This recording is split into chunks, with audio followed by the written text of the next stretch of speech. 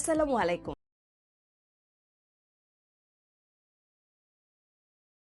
বলার জন্য। খুশকিতে দেখা যাচ্ছে যে আমরা সবাই কম বেশি পরিমাণ ভুগে থাকি। সাধারণত সিজনাল ভেরিয়েশন যেমন শীতকাল বা বর্ষাকালের সময় খুশকির মাত্রাটা একটু বেশি বেড়ে যায়। তখন দেখা যাচ্ছে যে পেশেন্ট খুব ওরিড হয়ে আমাদের কাছে চলে আসছে যে খুশকির জন্য যে শুধুমাত্র চামড়া উঠছে তা না, সেখান থেকে চুল পড়ার সমস্যাটাও বেড়ে যায়। তো খুশকি কি? খুশকি আসলে এক ধরনের চর্মরোগ, যেটি পিছনে আসলে অনেক ধরনের কারণ রয়েছে, যেটিকে আমরা বলে থাকি মাল্টিফ্যাক্টরিয়াল ডিজিজ, মানে একক কোনো কারণের জন্য খুশকি হয় না। এটি কারণ যদি আমরা দেখতে যাই তখন দেখা যাবে যে এটার পেছনে একটা জেনেটিক হিস্ট্রি রয়েছে, মানে জেনেটিক কারণে খুশকিটা ওই মানুষটার বেশি পরিমাণে হতে পারে।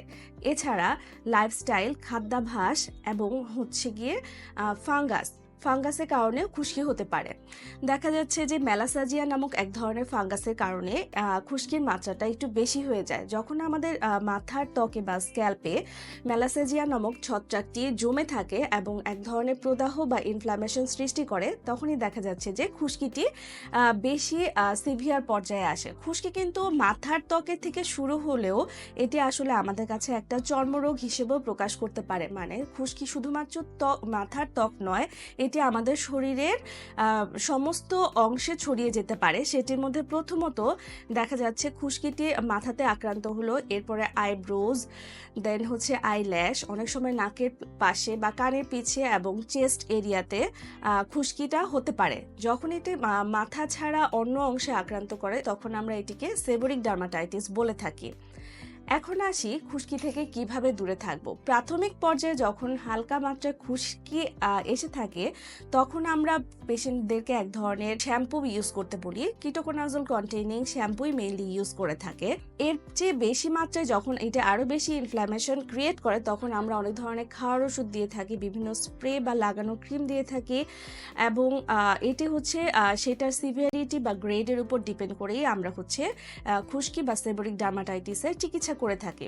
শুধুমাত্র যে চিকিৎসার মাধ্যমে আমাদের খুশকি সম্পূর্ণভাবে নিরাময় হবে এটি কিন্তু ঠিক নয়, কারণ খুশকি টোটালি একটা কন্ট্রোলেবল ডিজিজ, এটা কিউরেবল না। মানে এটাকে আমাদের নিয়ন্ত্রণের মধ্যে রাখতে হবে।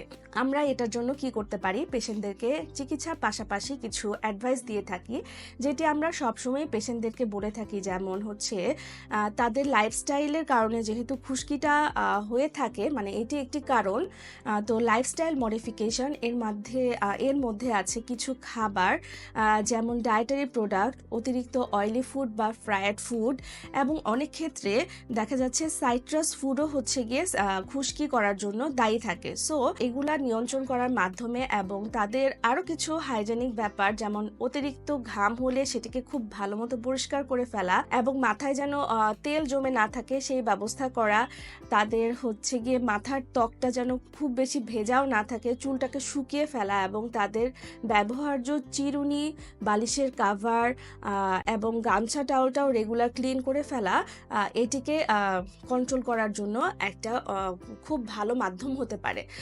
অনেক সময় পেশেন্ট দেখা যায় যে বলে থাকে যে তাদের খুশকিটি ভালোই হচ্ছে না, একই রকম রয়ে যাচ্ছে বা আগের মতোই আবার শুরু হচ্ছে। সেই সব পেশেন্টদের ক্ষেত্রে দেখা যায় যে তারা এই নিয়মগুলো মানছে না, বা তাদেরকে যে শ্যাম্পুটা দেওয়া হচ্ছে তারা সেটা একদমই ব্যবহার করছে না। তো খুশকি যাদের এরকম ক্রনিক্যালি যারা ভুগে থাকেন তারা এই শ্যাম্পুটি ছাড়তে পারবেন না, তারা মোটামুটি লাইফ লং এই শ্যাম্পুটি ব্যবহার করে থাকবেন। হয়তো এটার মাত্রাটা কম বেশি হতে পারে, বাট সারা জীবনই এটাকে বহন করতে হবে, এবং এটা পুরোপুরি কিওর করে ফেলার চিন্তার চেয়ে কন্ট্রোলে রাখতে হবে। সেই চিন্তাটা মাথায় রাখলেই আমরা সেবোরিক ডার্মাটাইটিসটাকে নিয়েই খুব ভালো মতো চলতে পারি। ধন্যবাদ।